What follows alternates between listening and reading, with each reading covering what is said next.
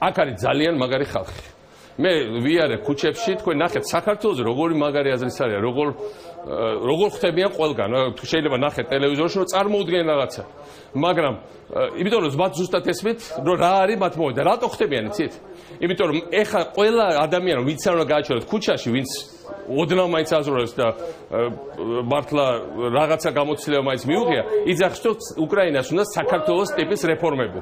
მე ხა დღეს შევხვდი უამრავ სტუდენტურ ჯგუფს, არასამთავრობო ორგანიზაციებს, ტელევიზიაზე ჟურნალისტებს, ყველა გვეუბნება, ჩქარა საქართველოსნაირი რეფორმა, ჩქარა პოლიციის რეფორმა, ჩქარა კორუფციასთან ბრძოლა.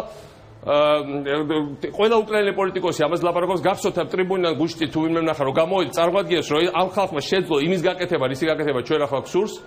უამრავი შემოთავაზებები ამიმართულებით.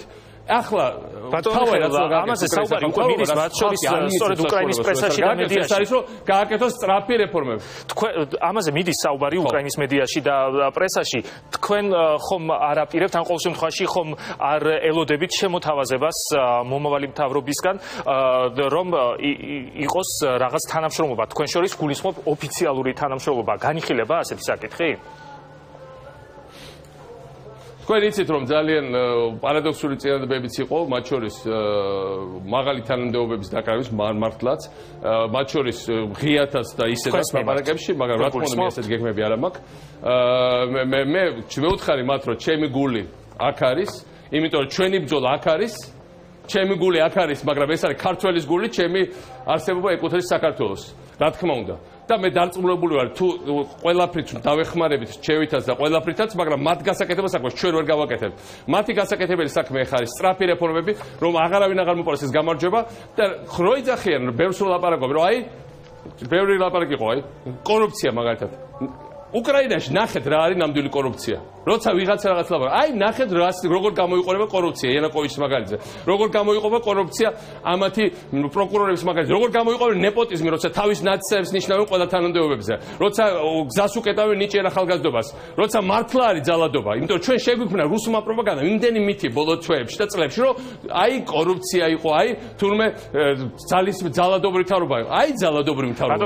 აი კორუფცია სად იყო. ასე გამოიყურება კორუფცია. ეს ხალხი სულელი არ არის და ტყუილი არის და საქართველოს მაგალითი გვედა. ბატონო მიხეილ, მე მინდა დავაკონკრეტოთ, თქვენ თქვით რომ ეს სკანდალური თანამდებობებიც კი გაჟღერდა, რომელიც თქვენ შემოგთავაზეთ, შეგიძლიათ გითხრათ რა თანამდებობებზეა კონკრეტულად საუბარი, იყო თქვათ საუბარი შესაძლო კონსულტაციაზე, კონსულტანტად მუშაობაზე თქვენი მხრიდან თუ რაღაც მაღალ თანამდებობაზე, ოფიციალურ თანამდებობაზე. იყო დაწყებული ოფიციალურ თანამდებობიდან, მაღალი ოფიციალურ თანამდებობიდან.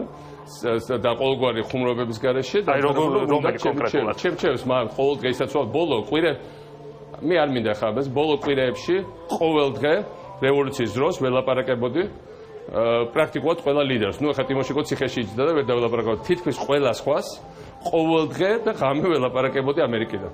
მივხვდი ჯერ დეკემბერში რომ ჩამოვედი მათხოვეს ჩამოსვლა ჯერ გამოვიარე ბრიუსელში და ვარშავაში რამდენიმე დღე გავატარე რომ შემაგროვებია ევროპარლამენტარის პირველი დელეგაცია რომელიც მას ჩამოვიყვანეთ. მე იურანკოვიჩის თავრობა გავმაცხადა პერსონა ნონ გრატად პირველი ვიყავი ამ სიაში. მე აქ დავიმატეს სენატორი მაკეინ რომელიც სხვა შორის ასევე ჩემი თხოვნით ჩამოვიდა სხვა სენატორებთან ერთად მაშინ. შემდეგ უკვე ვეღარ ჩამოდიოდი აქ, მაგრამ მიუნხენში მთხოვეს მათ ჩასვლა და ჩავედი ჩავაკითხე მიუნხენში ქონდა 2 დღიანი შეხვედრები და მათ შორის ერთი ღამე მთლიანად ვიჯექი პირველ ღამეს როცა ჩავედი. ბევრი ვილაპარაკეთ. პრინციპში რაზეც მოვილაპარაკეთ, პრაქტიკულად ბევრი რაღაცა ასე განხორციელდა. ძალიან ხარტი და ჭკვიანი ხალხია, ზოგიერთ მათგანს ვიცნობ თითქმის ბავშვობიდან. ბატონო მიხეილ, მე ამხელად მინდა გავაგრძელებ მათთან მუშაობას. კიდე კარგი ამჯერად შევაშე. სხვა შორის მინდა გითხრათ, პარადოქსი არის ის, რომ უკრაინის უსაფრთხოების უფროსად დანიშნეს ჩემი მეგობარი ვალენტინ ნანივანჩიკო და ჩემ თვითმფრინავის დაჯდომამდე 15 წუთი ადრე მივიღე ნებართვა რომ შემოსულიყავ უკრაინაში. როცა ავფრინდი, როცა მოვდიოდი, ვიცოდი რომ არ ქონდა ნებართვა, მაგრამ ამის უკვე რაღაც მნიშვნელობა ქონდა, რომ შემოვეშე, მაინც განმოვიდოდი აეროპორტიდან გამოვახცევ. ბატონო მიხეილ